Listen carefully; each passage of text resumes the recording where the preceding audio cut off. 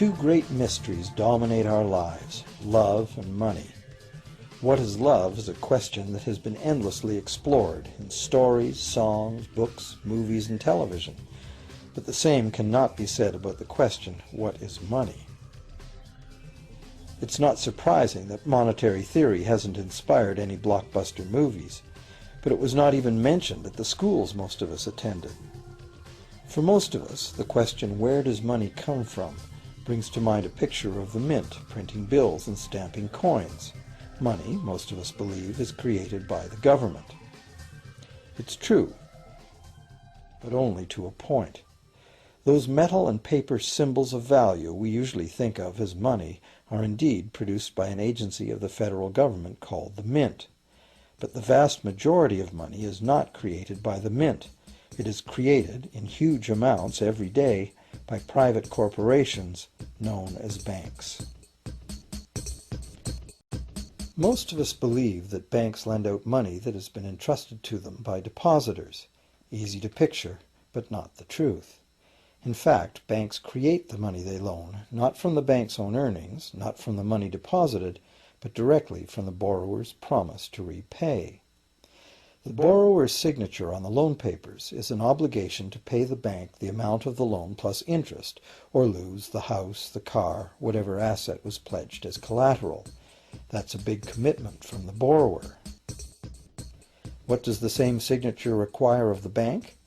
The bank gets to conjure into existence the amount of the loan and just write it into the borrower's account. Sound far-fetched? Surely that can't be true. But it is.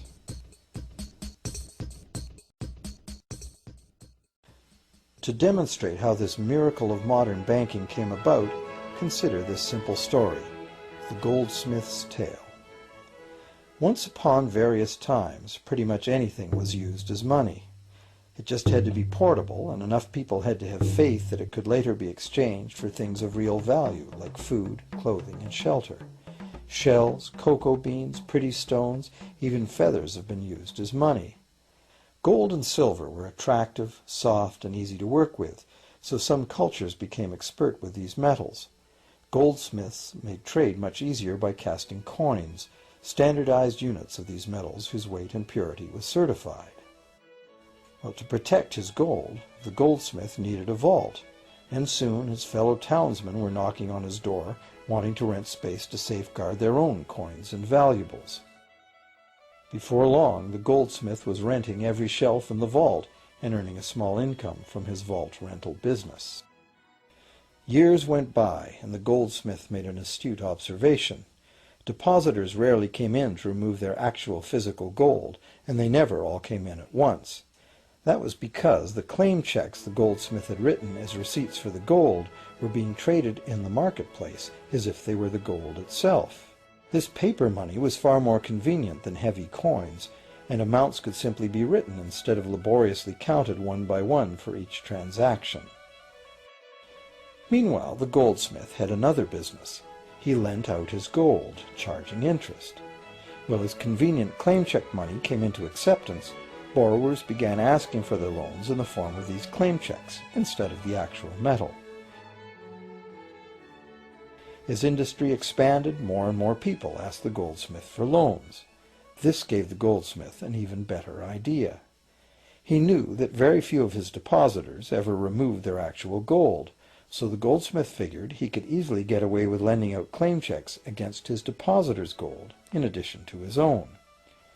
As long as the loans were repaid, his depositors would be none the wiser and no worse off, and the goldsmith, now more banker than artisan, would make a far greater profit than he could by lending only his own gold.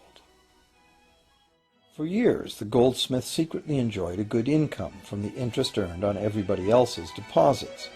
Now a prominent lender, he grew steadily richer than his fellow townsmen, and he flaunted it. Suspicions grew that he was spending his depositors' money. His depositors got together and threatened withdrawal of their gold if the goldsmith didn't come clean about his newfound wealth. Contrary to what one might expect, this did not turn out to be a disaster for the goldsmith. Despite the duplicity inherent in his scheme, his idea did work.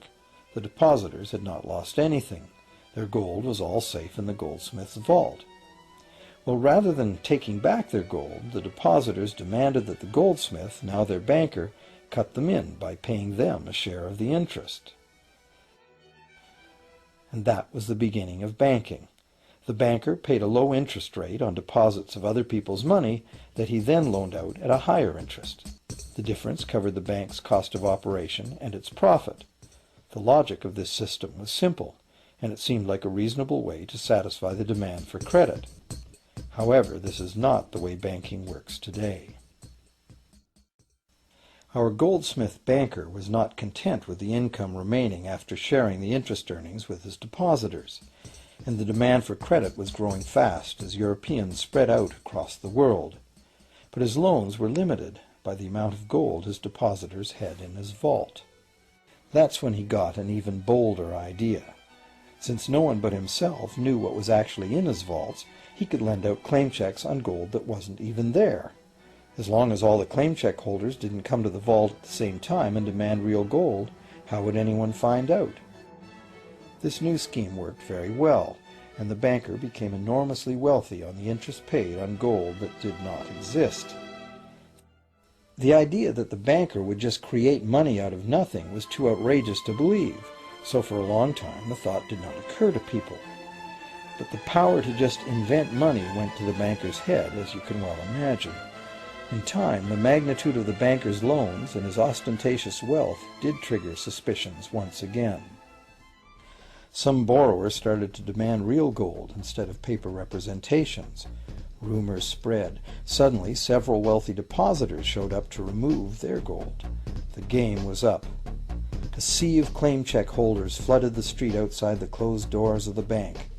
Alas, the banker did not have enough gold and silver to redeem all the paper he had put into their hands.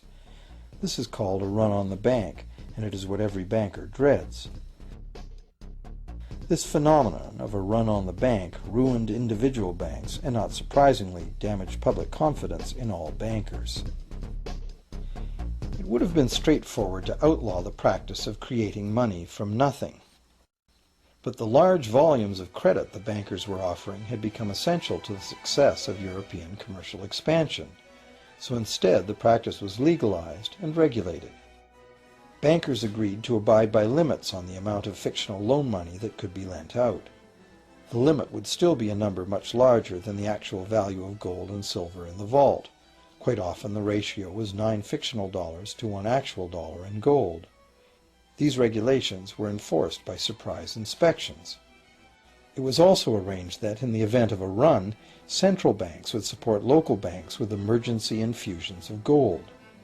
Only if there were runs on a lot of banks simultaneously would the banker's credit bubble burst and the system come crashing down.